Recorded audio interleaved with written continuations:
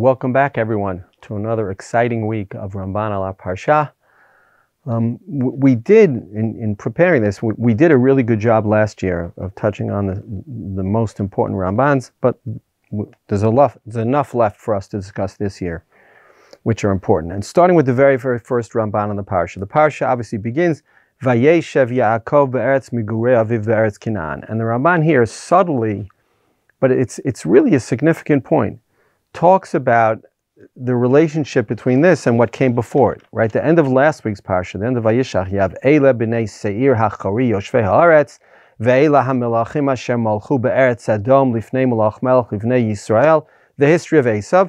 Then, we know, that's the history of Esav done in shorthand, like the generations between Adam Harishon and Noach, and then you have the expansion of the Torah, the story of the Mabul. Then you have the 10 generations between Noach and Abraham. Then you have, the longer story. So on some level, the same thing here. Vayeshev Yaakov be'eretz migurei aviv be'eretz Canaan. But says the Ramban, Ki amar sha'alufei Esav yashvu be'eretz achuzatam. First, the Torah tells you where the descendants of Esav lived. Kilomar ha'aretz shelakhu lahem la'achuzat olam. Says the Ramban, it's a significant thing. Esav isn't just temporary living in Eretz Edom. Esav has chosen Eretz Edom as his kingdom. Aval Yaakov yashav ger ke'aviv be'eretz lo lahem ela liknaan. But Yaakov chose to live like his fathers before him, be'eretz lo lahem. Now, what's this hinting at? V'hakavana, says the Ramban, lahagid ki heim bocharim lagur be'eretz hanivcheret. It wasn't just Eretz lo lahem. Yaakov Avinu was choosing to live in the chosen land, in what's going to be Eretz Yisrael. V'shenit kayem bahem ki ger yeh zaracha be'eretz lo lahem. V'lo be'esav ki bi'Yaakov levado yikarei lahem zara. Yaakov is a true continuation of Abraham and Yitzchak, and not Esav. But the bigger point, I think, here is that it's not that Yaakov Avinu, God forbid, stole the brachot that were magia le'Esav. Esav agreed. It's not such a simple thing. When HaKadosh Baruch Hu said, and I don't think we pay enough attention to this, presumably Abraham told Yitzchak about the bris bein habatarim, and presumably Yitzchak told Yaakov and Esav about the brit bein habatarim. And what happened there? HaKadosh Baruch Hu tells Abraham, take me all these things. Vayomer la'Avram, Yadoa teda ki ger yeh zaracha be'eretz lo lahem, va'avadum v'inu otam arba meot shana. Right? God tells Abraham, and this is no small thing. Listen, if you want to be the chosen people, you're going to live in some form of misery. Your children live in some form of misery. Your grandchildren live in some form of misery. And that gets passed along both to Yitzchak and to Yaakov. And, we think, who wouldn't choose that if in the end, you're going to get out and you're going to live in Eretz Yisrael and you're going to have your own land, you're going to be the chosen people. But 400 years is a long time to live in unhappiness. And if you say to somebody, listen, there's a wonderful reward waiting for you, but you have to go through the Holocaust, and your children and your grandchildren. But the great news is, don't worry, your great-grandchildren will come back to this land and everything will be good for them. I don't think it's such a simple decision to say, I'm going to take that deal. And I think in a way, at this moment in time, Esav is saying, I don't want that. I don't want to live in unhappiness. I don't want to be a ger. I don't want my children, my grandchildren, I don't want that. I'm going to live in Eretz Edom. And Yaakov Avinu, for reasons that are not 100% clear, at least not to me, Yaakov Avinu raises his hand and says, no, I'm that person. I'm happy to live be'eretz lo lahem.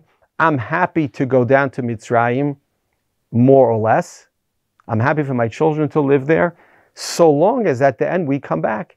And we are the chosen people, and we're the genuine continuation of Abraham and Yitzchak, and it's not Esav. So in a way, yes, it's true that Yaakov and Rivka, stole the bracha from Esav, and all that happened. And maybe history would be different if it didn't. But here it points out the Ramban, Esav willingly chooses to live in a different land and to establish that land as his kingdom, and to live securely there, and to live peacefully there, and to live probably happily there. It's hard to know.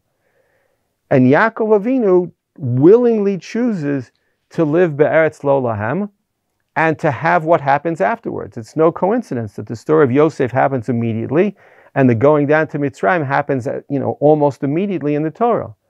Because they have to live, va'avadum v'inu otam arba me'ot shana. You have to live someplace where you're going to be slaves for 400 years. Yes, Lamaisa, we think it was not 400 years, but they couldn't have known that. Lamaisa, we think it was 210 years.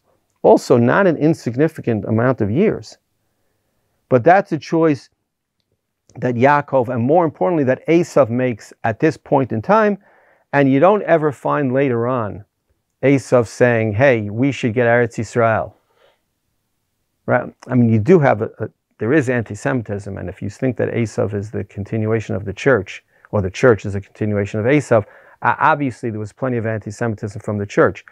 But interestingly, even when the church claimed that they are the true Jews, I don't think that they made a claim to Eretz Yisrael. They don't like our claim, it's true, and they give us a hard time about it, and that continues to this day. And you just have to follow current news out of the Vatican, and you know how true that is. But Lamaisa, that's something different. That's not, no one wants to be, Ger Yezacha be'eretz lo lahem. Only we were willing to do that. Only Yaakov Avinu, thank God, was willing to do that. And through that sacrifice, we now are the rightful inheritors of Eretz Yisrael. Okay, that's just interesting. The very first Ramban of the Torah, and I think it's one that's more important than people normally give it credit for. Now, then you have the story of Yosef. And you have the story of Yosef and his brothers, and the dreams. And for those of us, and I think that's all of us, who are fans of Yosef, it's difficult to read, because Yosef seems to be, let's say, b'lashon ham'ata, not in the right. And the Ramban points this out. The Ramban in Pasuk Yud, so we're in Lamed Gimel Pasuk Yud, when Yosef tells his father his dream of the Shemesh v'yerech mishtachavim li, Vayesaper laviv ve'elachav, vayigarbo aviv, and his father gets angry at him. Vayomer lo, ma hachalom hazeh asher chalamta. What's his dream? Havo navo ani ve'imecha va'achach lishtachavot lecha arza. Are I and your mother going to bow down to you? And that's kind of it's a difficult visual. And Rashi, the Ramban quotes Rashi, Valo imcha kfar meta. Your mother Rachel's not alive. V'hu lo haya yodea, so says Rashi, Yaakov didn't know she'advarim magrim lebilha shegidalto ki'imo. No, once Rachel died, Bilhah took the place of Rachel as his mother, and so the dream refers to Bilhah. Okay? An interesting verb. Lamdu mikan she'ein chalom below dvarim b'telim. Right? Meaning, the chalom is going to come true, but there's a portion of it that won't come true. All dreams have some silly parts to them, which, it's... The problem with dream interpretation is you don't know what's the silly part that's not going to come true and what's the part that is going to come true. But, says Rashi, and this is the important part, V'Yaakov nitkaven lahotzi hadavar milev banav shelo yikanu b'kach. Amar lo kishem she'i efshar be'imecha kach hakol batel. Right? So the way Rashi reads the psukim, and I think the Ramban reads the psukim the same way, Yaakov is basically calming down the brothers and saying, just like it can't be that ani ve'imcha ve'achecha, right? Me and your mother aren't going to bow down to you. Your mother's not alive. And then the next pasuk, vayikanu vo'achav, it didn't work. The brothers were jealous of him. Ve'aviv shamar tadavar, right? Yaakov Avinu waited for the dream to come true. He recognized the truth of the dream. Now, says the Ramban, ulefi da'ati, ki be'et sheyarad Yaakov leMitzrayim kfar meta bilha gam zilpa. It wasn't true, and Rashi says, well, Bilhah will be the person who bows down. Says the Ramban, it's not true historically. Katuv Amar b'sipur shivim nefesh, and the Ramban sees these things when we don't. Milevad neshei b'nei Yaakov, v'lo hizkir milevad nashav u'neshei banav. Says the Ramban, Yaakov Avinu's wives were all dead by the time he went down to Mitzrayim, because the pasuk says it's 70 without the wives of his sons. Okay, what about his own wives? So says Ramban, from there you see that his wives had passed away. V'im toma ki ba'avu heyotam pilag shem. Okay, the Ramban says you might come with all these reasons, but the bottom line is they were not alive. Now, what the Ramban is saying is, I disagree with Rashi about the particular interpretation of the dream, but I don't disagree with Rashi about the point.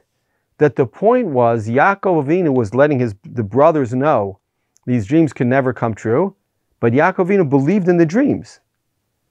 Okay, and he says, "Aval inyan hachalom ki hashemesh remez liYaakov," exactly as you would have thought. "V'hayareach remez livnei beito v'chol nashav shebahen hayu toldotav." Okay, the interpretation of the dream is slightly different than you would have thought. The sun is Yaakov Avinu, and the moon is basically, the rest of the family other than the brothers, because they're the Kochavim. But the bottom line is, the Ramban agrees with Rashi that Yaakov Avinu was trying to calm the brothers down by saying, there's no way the dream can come true, while at the same time, Yaakov Avinu believed that the dream would come true, and that there was an interpretation of the dream that had a possibility of coming true. Yes, it's not the interpretation that Rashi gives of Bilhah, because the Ramban thinks Bilhah was not alive either. But it's a different interpretation that the Ramban gives, that the Areach represented, the wives of the brothers and the others who were not literally the Shvatim, but basically everybody else was going to come after them. Okay, that's just one point about Yosef. But the bigger point is the Ramban saying that the dream is real. The dream is real, and what bothers the Ramban, and I think what bothers us, is we'll go back one piece to Pasuk Chet, right? The Ramban says when the Pasuk says that Yaakov says to Yosef, the brother said, right? Are you going to ever rule over us? Nevertheless, they continue to hate him al chalomotav Va'al divarav. And the Ramban wants to ask, what's the difference between chalomotav and divarav? And here he points out something really fascinating. Says the Ramban, after quoting the Ibn Ezra and quoting Rashi, V'ta'am al chalomotav va'al divarav, shehayu sonim oto, for two reasons. Al hachalomot, A, they hated Yosef because he dreamed of ruling over them. V'gam al hasipur shehu misaper oto lahem k'mithalel. Right? Why is Yosef telling the brothers the dreams? And as a reader of the Chumash, and I think the Ramban really feels this, all of us, when we read the Parsha, we like cringe. Okay, you had the dream, but why stick it in their faces? Why are you going to make them feel bad? Obviously, the dream's going to make them feel bad. It's a mistake to tell them that. Kimo shama shimuna chalom hazeh shel chalamti. You had the dream. I think there's two things going on here. One is you had the dream, and that represents the fact that you really think you're going to rule over them. And I think the brothers were offended by that, but they could live with that. Okay, he has big dreams. He has big hopes. They hope it doesn't come true. He hopes it does come true. But when he goes out of his way to tell the dream to them, and then to tell the dream to their father in front of them, right? It's like it's pouring salt in the wound. It's making it much, much worse. And it's hard to see a justification for it. And when Chazal, refer to Yosef in some negative way for being a person who cared very much about his looks and being immature in the early days, the sense you get in the Ramban is that it's true. He was immature. There was a mistake. And in a way, Yosef's character really grows over the course of the story. And, he becomes Yosef a tzadik. And there aren't that many people in the Torah, I think there isn't anyone else in the Torah, who's known in Chazal as Hatzadik. And at this point, you don't really see it. I think we should open up our eyes to that, to the fact that, yes, Yosef seems to be, insulting the brothers unnecessarily. And you have some, understanding of why the brothers hated him. Certainly not an understanding and a justification for selling him and for killing him for the terrible things that they did. But the sense you get was that, to some extent, he had earned their enmity. Enmity is the word. Not to show off, but it's a real word. Okay? So that's it for Yosef and the brothers. Those are the Rambans we're going to do today. on Yosef and the brothers. Now, there's one other significant, there are many significant stories in this week's parsha, but the next really significant story is the story of Yehuda and his sons and Tamar. And obviously, the story is placed here in between the dreams of Yosef and the sale of Yosef, and in between Yosef arriving in Egypt. Right? And it's placed there for a purpose, but we understand the story couldn't have possibly happened in that short time span. Right? The story includes Yehuda getting married, Yehuda having 3 sons, Yehuda's wife passing away, right? The Yibum, or the attempted Yibum, and the first son dying, and the second son dying, and the third son being too young to marry Tamar. It takes a long, long time for that story to play out. Okay, that's just an obvious thing. Now, we're in Perek Lamed Ches, Pasuk Yud Aleph. Says the Torah, after all this happens, so after dies and Onan dies and there's Shelah, Vayomer Yehuda Tamar Kalato, Shvi Almana Beit Avich, stay at home, Ad Yigdal Shelah Vini, until Shelah becomes of age that he can marry you. Then you have like in parens Ki'ilu, Ki Amar Pen Yamut Gamhu Ke'echav. It's as if an Arpshat based on Rashi is, Yehuda never intended to let Shelah marry Tamar. 2 of his sons already died having married her. He wasn't going to risk his 3rd son on her. Okay, Vatelach Tamar Vateshev Beit Avia. But the Ramban has a different take. Says the Ramban in Pasuk Lamed Ches, in Perek Lamed Ches, Pasuk Yud Aleph. Says the Ramban.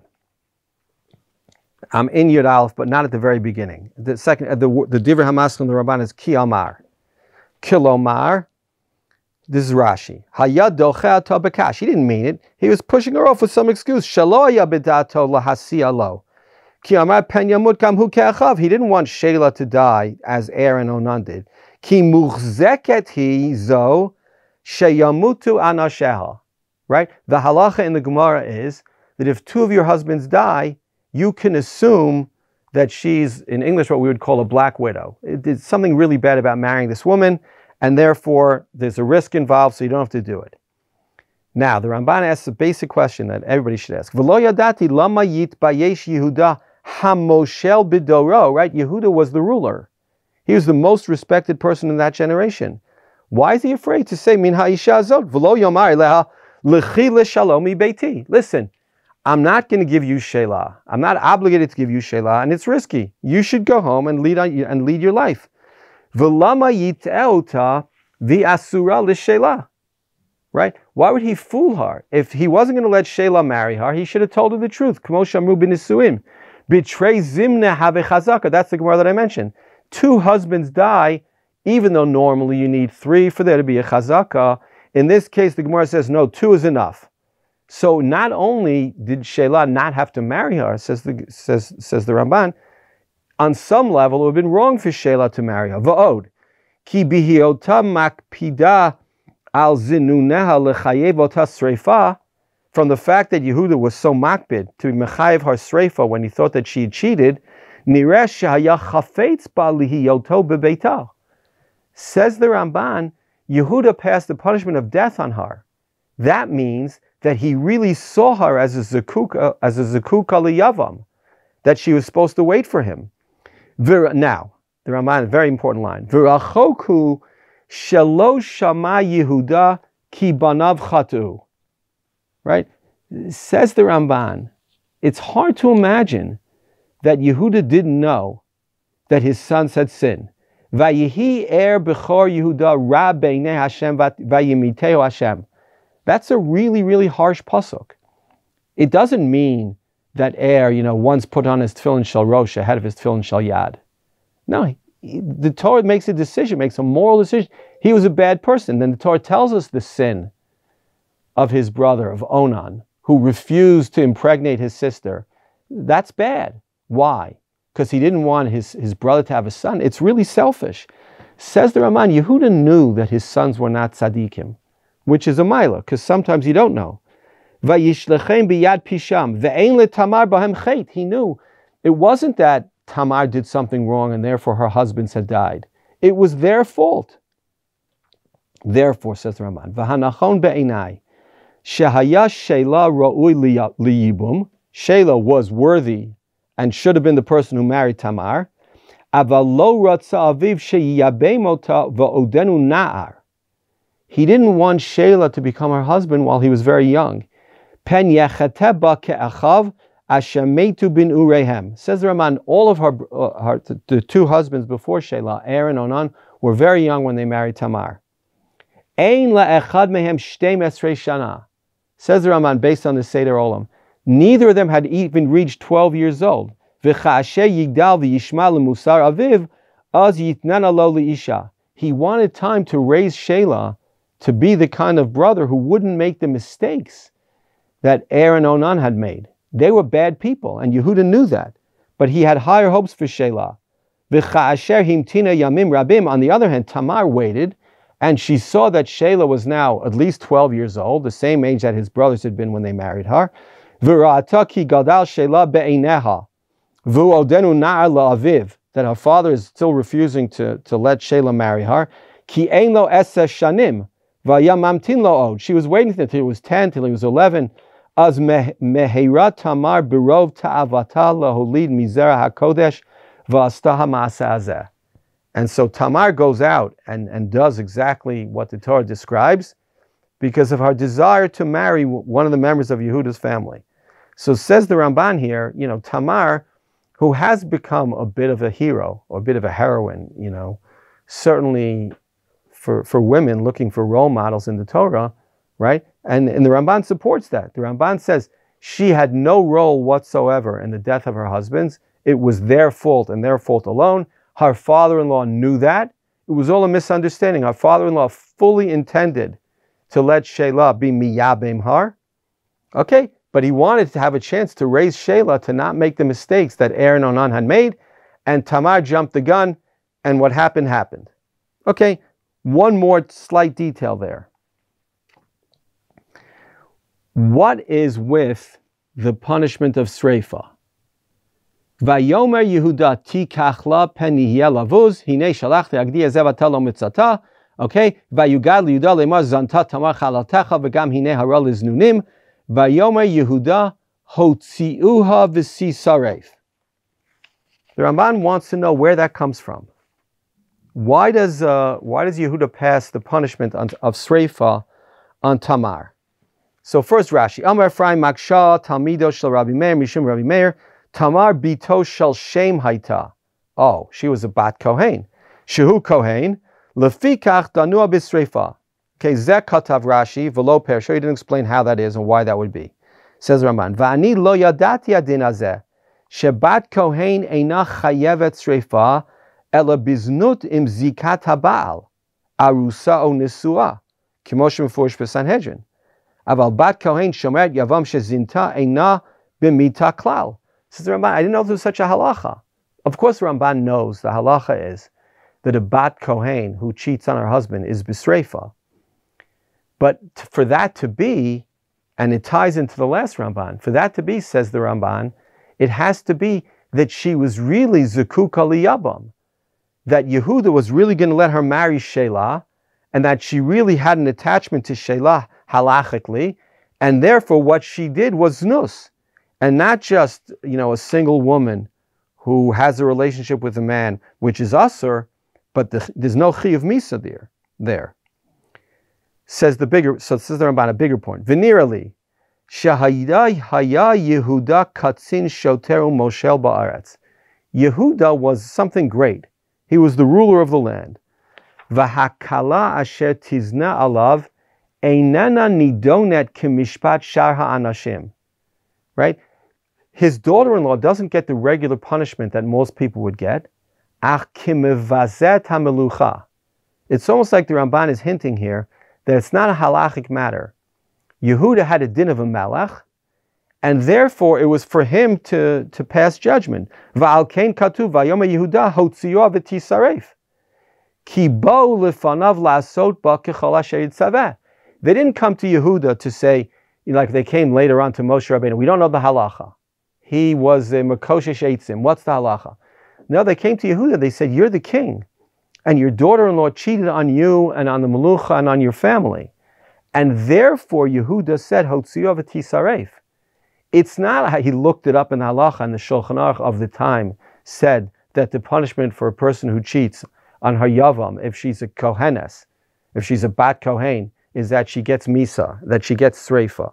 But Yehuda saw her as ki'ilu moredet b'malchut, and therefore he passed judgment on her, and he said, oh, if that's the case, she should get misa, and she should get sreifa. Okay, that's an interesting insight that the Ramban has, both into the relationship and into the time and the role that Yehuda played. And then you have the main point of the story. She says to him, He mutzeit, v'hi shalcha el chamia leimor, and the Torah says el chamia, to a father-in-law.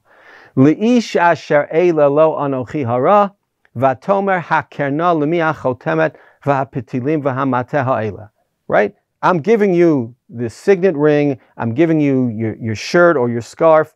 Recognize whoever the person is who owns these things, and you have to realize at that moment Yehuda had no idea.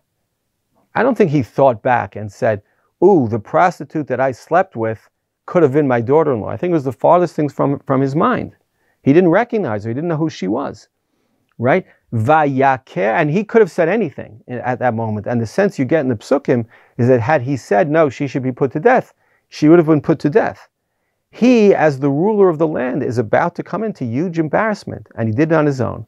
Vayaker Yehuda vayomer tzadika mimeni, right? Tzadika mimeni, she's better than me. Ki alkein lo nitatia l'sheila v'ni, which does represent a little bit of a problem for the Ramban, who thinks he was going to give her to Sheila. V'lo yasaf od l'data. Okay, tu pshatim. He didn't have relations with her anymore, or he continued having relations with her. But says the Ramban, tzadika mimeni, tzadika bidvareha. It's so like striking to read. Her words are true. Mimeni hi miuberet. I'm the father. V'rabotenu darshu sheyatza bat kol va'amra mimeni umeiti yatzu advarim. That's Rashi. Va'anachon. Shehu kimot tzadikim v'tovim mimenu. The Ramban thinks what Yehuda did is unbelievable. He was like the greatest tzadik. Vayomer el David tzadik ata mimeni. Right? The phrase tzadika mimeni is painful. Yehuda is saying, you're better than me. Tzadika b'ma'aseha yoter mimeni. She is frummer. She is more religious than I am. Ki hi had tzadeket va'ani hachote eleha shelo nitatia l'sheila b'ni. It was my sin. She did the right thing. Va'atam ki sheila hu hayavam v'im lo yachpotz lakachet yivimto aviv hu hagoel acharav. That's the halacha. If none of the sons are roi to do yibum, then the father-in-law does yibum. Kasher perashi l'mala b'din hayibum.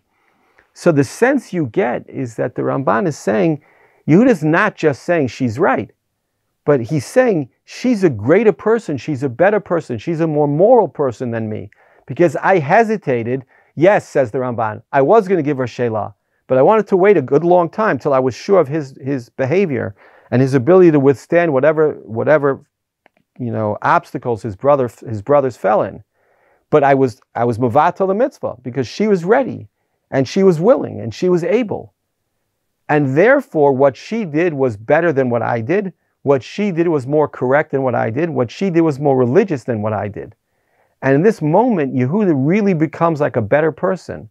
And when you see references in Chazal to the tshuva of Yehuda, this is exactly what Chazal are referring to. This moment where he acknowledges that he was in the wrong and Tamar was in the right, and that he, presumably, what's not in the psukim is presumably Yehuda now becoming a better person.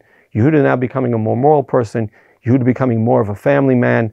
And Yehuda, again, depending on how you read, V'lo yasaf od l'da'ata, whether that way was a one-shot deal or not, that's the fact going forward. Okay, so we did interesting Rambans on the relationship of Yosef and his brothers, the main one being how difficult it is to read that Yosef is bragging about the dreams when he knows how bad it is for his brothers. And then you have the relationship between Yehuda and Tamar and Er and Onan, and the fact that the Ramban says Yehuda knew that Er and Onan were bad people, and that's why God killed them. He didn't hold Tamar responsible. He was going to allow Shelah to marry her, but he wanted Shelah to be full grown and to be an adult before he did so, which he didn't do with Er and Onan. And therefore, what happened, and tzadikah mimeni, she's a better person than me. Let's stop here. Yashkoach to everybody, and see you next week. Shabbat Shalom.